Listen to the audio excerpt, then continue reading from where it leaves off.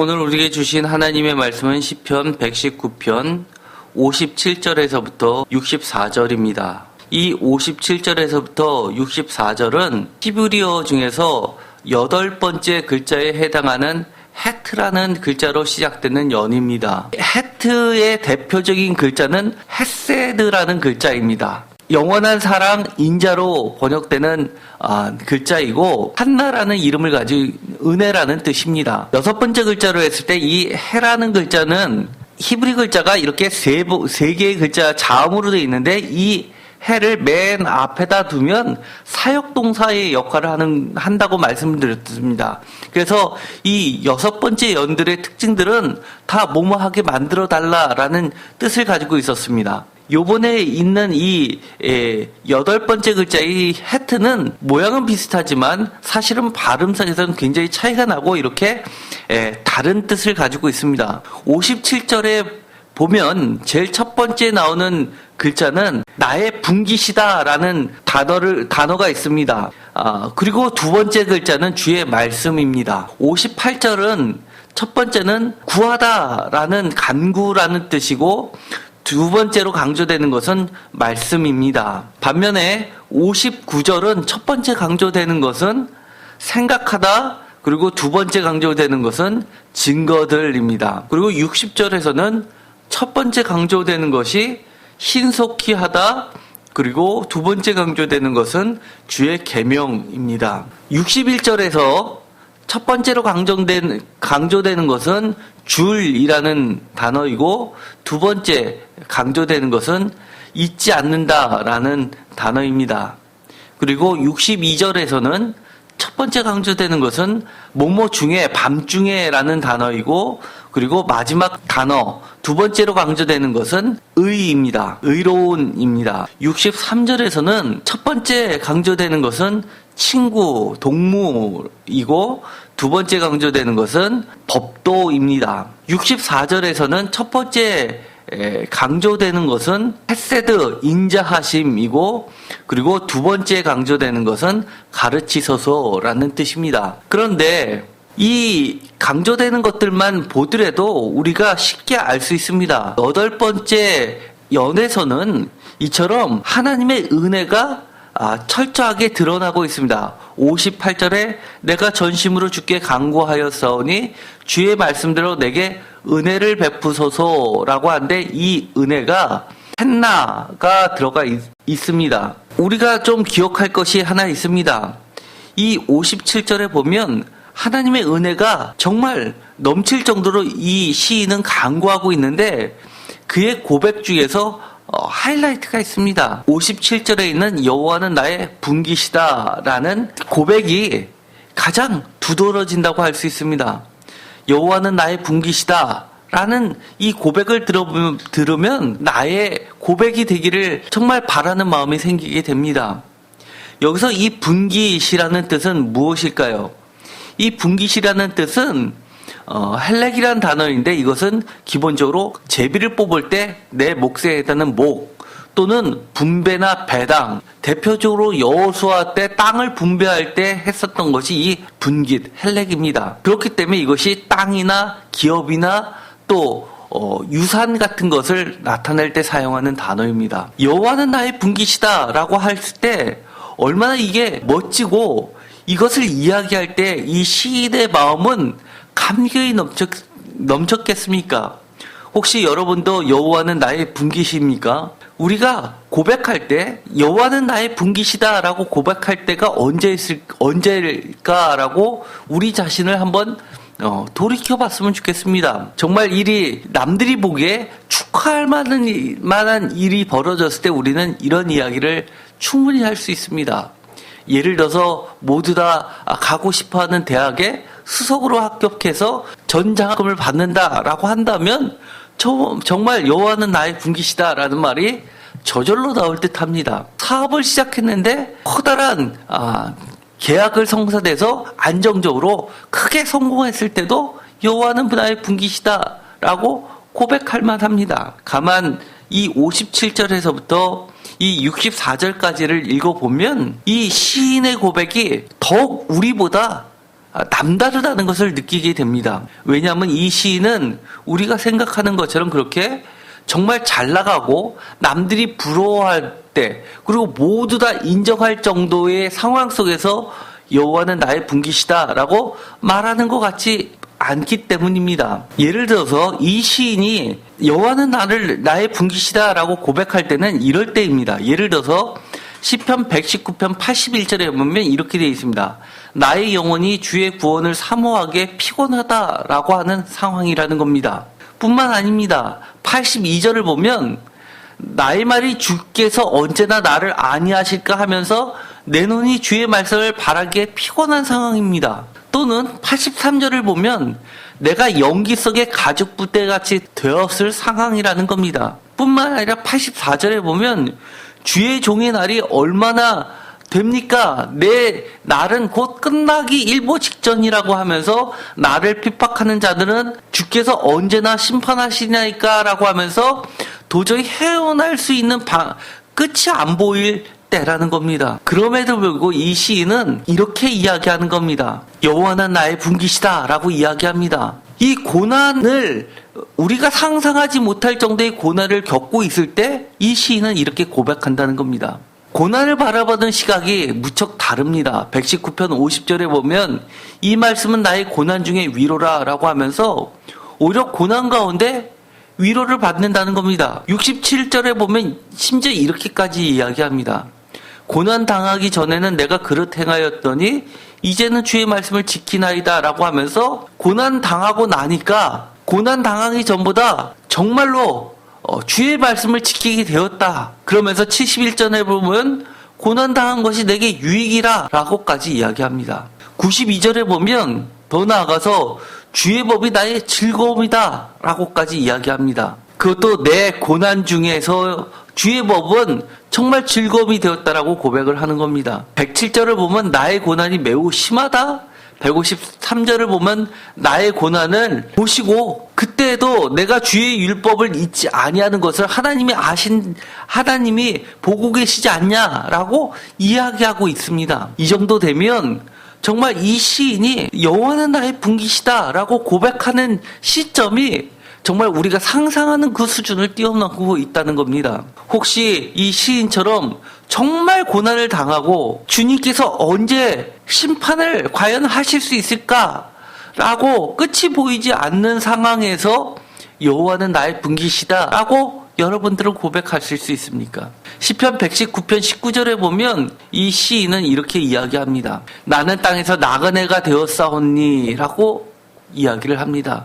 또 54절에 보더라도 내가 나그네 된 집에서 라는 말을 통해서 주의 율례들이 나의 노래가 되었나이다 라는 이 말은 정말 내 주변에는 나를 도와줄 사람이 아무도 없다는 것을 암시하고 있습니다. 그렇기 때문에 이 여호와는 나의 분깃, 나의 기업, 나의 땅, 나의 유산이라고 말하는 그 자체가 우리들이 생각하는 것처럼 아주 부자인 부모님들을 모시고 있다가 부모님이 돌아가시면서 정말 빌딩 몇 채를 나한테 넘겨주는 그런 유산을 받을 때 하는 여호와는 나의 분깃이다 라는 것과는 근본적으로 다르다는 것을 알게 됩니다. 우리는 분깃이다, 기업이다, 유산이다 라고 할 때는 정말 우리가 유산이 되고 기업이 되고 땅이 되는 것은 그 안에서 내가 무엇인가 정착할 수 있고 안정될 수 있기 때문에 그것을 유산의 가치가 있다고 하는 겁니다. 그런데 이 시편 119편 19절에 보면 이 시인은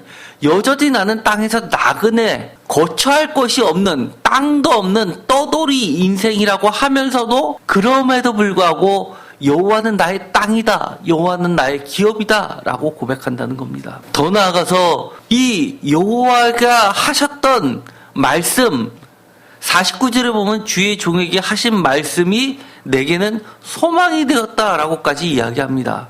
116절에 보면 주의 말씀대로 나를 붙들어 살게 하시고 내 소망이 부끄럽지 않게 되었다라고 그렇게까지 이야기를 합니다. 정말 이 시인의 마음이 녹아납니다. 50절에 보면 이 말씀은 나의 고난 중에 위로라. 주의 말씀이 나를 살리셨기 때문이다 라고 고백하고 있습니다. 52절에도 다시 한번 주님의 말씀들, 주님의 옛 규례들이 내게 위로가 된다라고 이야기를 합니다. 더 나아가서 119편 24절에 보면 주의 증거들은 나의 즐거움이다. 77절에도 마찬가지입니다. 92절에도 또 주의 법이 나의 즐거움이다. 111절 143절에도 마찬가지로 환난과 우환이 내게 미쳤지만 주의 계명은 나의 즐거움이다 라고 고백한다는 겁니다. 이 정도 되면 이 시인이 우리가 생각하는 것처럼 정말 내가 잘 돼서 없던 것들이 생겨나고 내 막혔던 문제들이 해결될 때 할 수 있는 고백이 아니라 아무것도 기댈 데가 없음에도 불구하고 주님만이 나의 기업이다 라고 하고 있다는 겁니다. 그러면서 거기에 끝나지 않습니다. 이 시인은 철저하게 자신의 모습을 하나님께 드리고 있습니다. 예를 들어보면 57절에 나는 주의 말씀을 지키겠습니다 라고 고백합니다. 58절에는 내가 전심으로 주께 간구합니다 라고 합니다. 온 마음을 다해서 주님께 간구하는 것이 얼마나 쉽지 않다는 걸 알 수 있습니다. 우리가 조금이라도 여유 있으면 많은 생각이 우리의 기도를 방해할 때가 많습니다. 또 즐거움이 있으면, 세상 즐거움이 있으면 기도의 자리로 나오기도 쉽지 않다는 거 우리 잘 알고 있습니다. 그런데 온 마음으로 전심으로 주를 찾는다는 것 자체를 보면 이 시인은 정말 여호와는 나의 기업이다, 유산이다, 몫이다, 땅이다, 분깃이다 라고 하는 것이 100% 이해됩니다. 뿐만 아닙니다. 59절에 보면 내가 내 행위를 생각하고 주의 증거들을 향하여 내 발길을 돌이켰사오며까지 이야기합니다. 그리고 60절에 보면 정말 우리를 감동시키는 것이 있습니다. 주의 계명들을 지키기에 신속히 하고 지체하지 않았다라고까지 이야기합니다. 우리가 얼마나 우리의 행동이 재빠른 경우를 보고 우리 자신이 스스로 놀랄 때도 많이 있습니다. 언제입니까? 주의 계명을 지키기에 우리가 그처럼 신속히 하고 지체하지 아니한 적이 얼마나 될까요? 물론 이런 경우가 없었던 적은 아닙니다. 그렇지만 이 시인처럼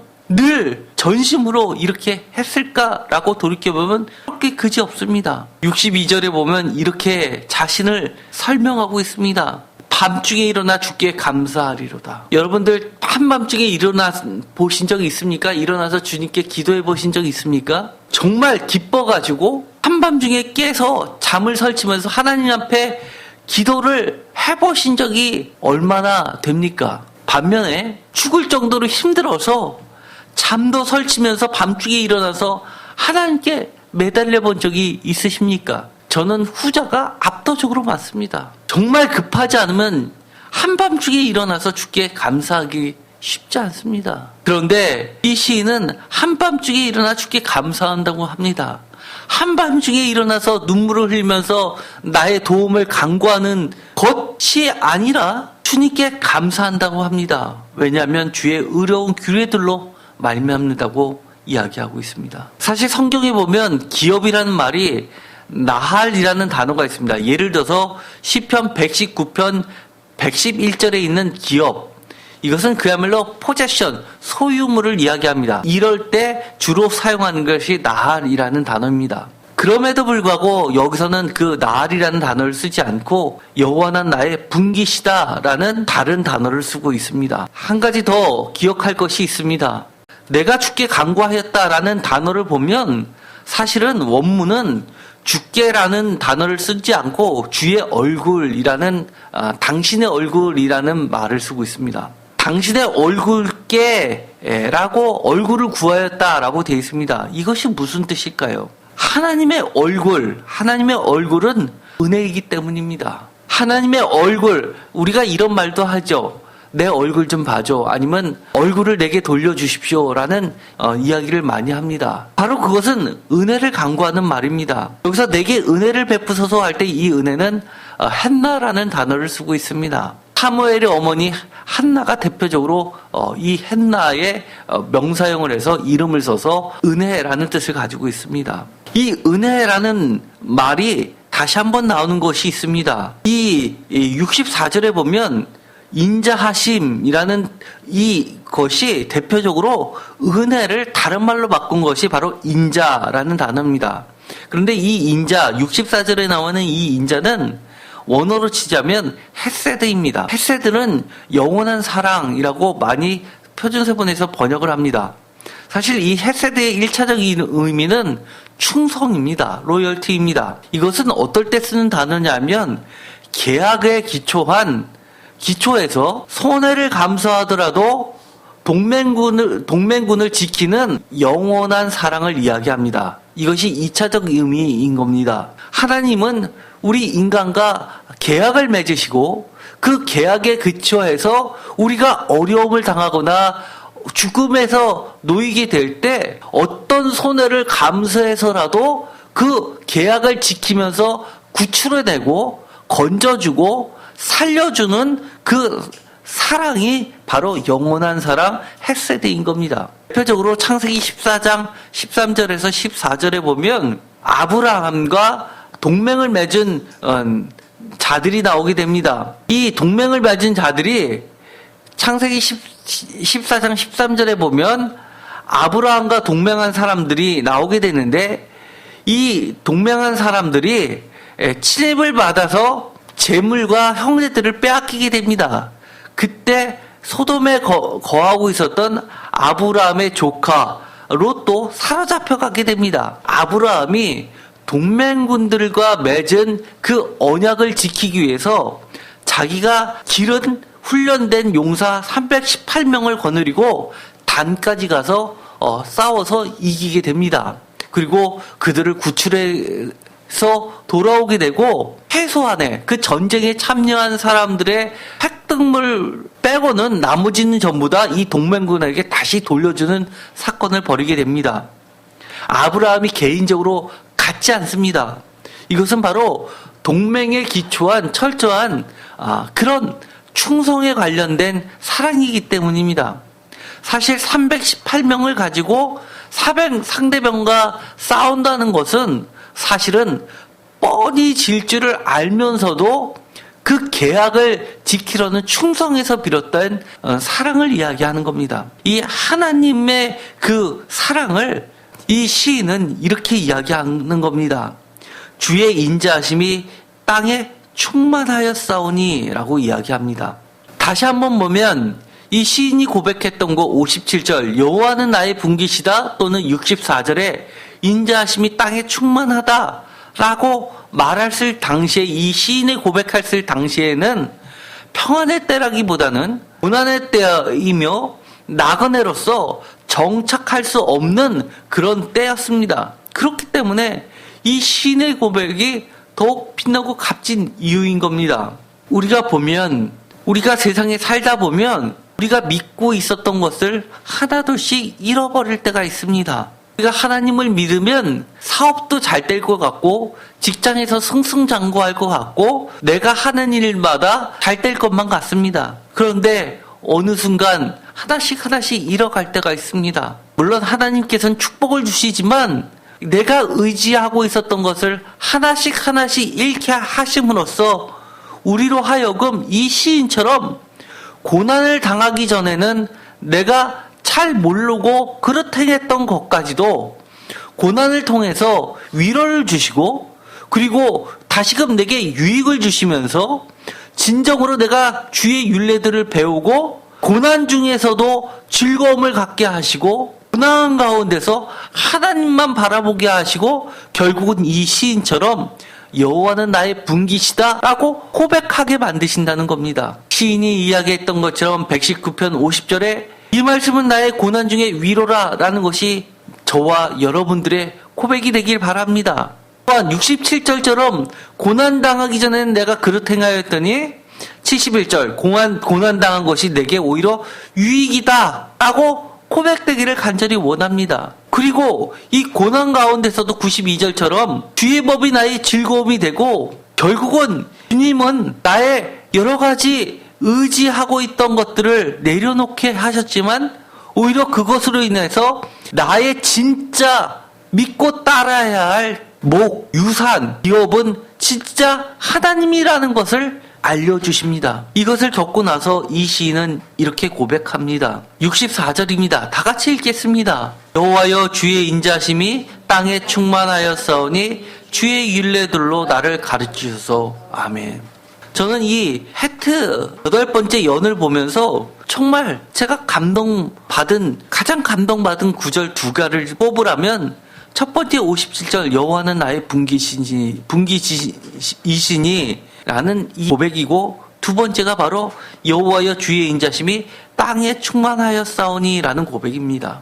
여러분들은 이 시인의 입장에서 한번 이 말씀을 다시 한번 돌이켜 볼까요? 이 여호와의 주의 인자심이 이 땅에 충만하다라는 고백이 나올 수 있을까요? 예를 들어서 내가 믿고 있었던, 이 정도면 내가 충분히 살 수 있었다고 믿고 있었던 집을 하루아침에 날아가게 됐습니다. 직장에서 갑자기 그만두게 됐습니다. 잘 나가던 사업이 갑자기 흔들려서 갑자기 빚이 지게끔 되었습니다. 그런데도 불구하고 여호와여 주의 인자심이 이 땅에 충만합니다 라고 고백하실 수 있습니까? 그럼에도 불구하고 이 시인은 이렇게 고백한다는 겁니다. 왜 그럴까요?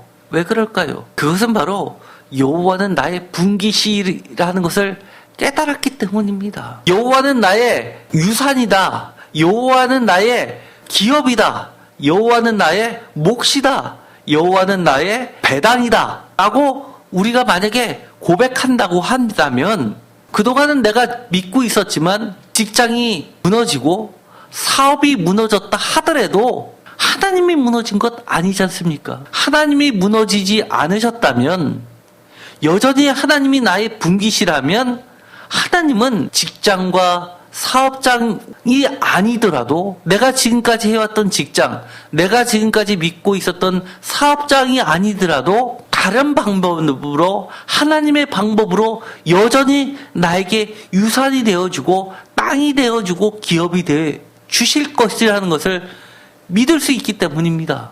반드시 우리가 먹고 살아야 되는 여러 가지 경제적인 것들 꼭 직장에서만 들어와야 됩니까? 꼭 기업, 사업체에서만 들어와야 됩니까? 우리들은 설명할 수는 다 없지만 하나님의 그 인도하심과 하나님의 우리의 분깃이 되어주셔서 때마다 일마다 우리를 도우시고 먹여주시고 입혀주시는 것을 경험하면 되는 겁니다. 이 시인은 이처럼 여호와는 나의 분깃이라는 사실을 깨닫는 순간 나를 둘러싸고 있는 주변은 온 땅에 하나님의 인자하심이 충만하다는 것을 비로소 보게 되는 겁니다. 혹시 여러분 주위를 한번 돌아보십시오. 여러분의 주위에 주님의 인자하심이 이 내가 밟고 서 있는 이 땅에 충만하심을 보십니까? 충만하심이 느껴지십니까? 주위의 헤세드, 비록 내가 조금 손해를 보더라도, 하나님이 손해를 보더라도 하나님이 우리와 맺으신 언약의 기초에서 자신을 내어놓으면서도 달려드시면서 우리를 구출해내시고 필요를 채워주시는 영원하신 사랑을 여러분은 두 눈으로 확인할 수 있으십니까? 오늘 이 예배에 참석하신 모든 분들이 사실 그렇게 되기를 바랍니다. 아니, 단순한 소망이 아닙니다. 하나님이 그렇게 해주시겠다고 약속해 주시는 겁니다. 우리는 그것을 믿기를 바랍니다. 지금 당장 저는 일일이 그것을 다 설명할 수는 없습니다. 만약에 저처럼 건강이 무너지신 분이 있다면 제가 구체적으로 이렇게 해서 건강이 좋아집니다 라고 말할 수는 없지만, 하나님은 여러분의 분깃이 되어 주십니다. 여러분을 살 수 있게 하시고 여러분을 지탱하시고 여러분의 영원한 유산이 되어 주셔서 건강이 있었을 때보다도 건강은 잃었지만 더 하나님의 인자하심은 이 땅에 충만하다는 것을 분명히 여러분들이 느끼게 될 겁니다 라고 저는 이야기할 수 있습니다. 오늘도 저는 주님의 인자하심을 바라봅니다. 하나님의 인자하심은 어디에 있습니까? 보잘것없지만 여호와는 나의 분깃이 되어주신다는 그 말씀 아닙니까? 예수 그리스도는 말씀 그 자체셨습니다. 말씀이 육신이 되어셔서 우리에게 보여주셨습니다. 아브라함이 질질 뻔히 알지만 동맹과 맺은 그 언약 때문에 318명을 거느리고 가서 그들을 구출하고 자유를 준 것처럼 주님은 자기 자신을 찢겨서 내어주심으로써 우리들의 영원한 자유와 생명을 주셨고 영원한 풍깃이 되어 주셨습니다. 오늘도 고난 가운데 우리는 기쁨을 맛볼 수 있고 소망을 가질 수 있습니다. 왜냐하면 여호와는 이 땅에, 우리가 밟고 있는 이 땅에 믿지 못할 것, 영원하지 않을 것, 헛된 것들에 대해서 유산이라고 이야기하지 않기 때문입니다. 여호와는 나의 분깃이다라는 것을 지금도 우리에게 분명하게 강조해 주시고 있는 겁니다. 우리는 다시 한번 이 밤중에 일어나야 합니다. 밤중, 정말 고난의 때에 우리는 주저앉지 말고 일어나서 주께 감사드리게 됐으면 좋겠습니다. 나에게는 세상 사람들이 영원한 기업이다라고 했던 것들이 하나둘씩 무너지지만 그 모든 것은 헛된 것이요. 정말 진짜 분기신 여호와께서 나의 영원한 기업이 되어주셔서 감사합니다라고 고백할 수 있게 되기를 간절히 소망합니다. 기도하고 마치기로 하겠습니다. 하나님 감사합니다. 여호와는 나의 분기십니다. 오늘도 주님은 저희들에게 약속해 주시고 강조해 주셨습니다. 하나님 그동안 우리가 여호와 아닌 것에 우리의 기업인 양 살았습니다. 오직 하나님만이 우리의 유산이 되게 하시고 기업이 되게 하시고 땅이 되게 하시고 풍깃이 되게 하여 주옵소서. 하나님이 우리에게 주신 허락하신 이 땅의 사방팔방에는 하나님의 영원한 사랑이 인자하심이 가득함을 즐기며 살게 하여 주옵소서. 우리의 눈을 뜨게 하여 주시옵소서. 그리하여서 내가 지금 놓여있는 이 땅이 하나님의 인자하심으로 가득 찼다는 것, 하나님의 영원하신 사랑으로 가득 찼다는 것을 다시금 경험하게 하여 주옵소서. 하나님의 약속을 믿게 하여 주시옵시고 이 밤중에라도 우리가 일어나서 하나님께 감사드리게 하여 주옵소서. 예수 그리스도의 이름으로 기도드렸습니다. 아멘.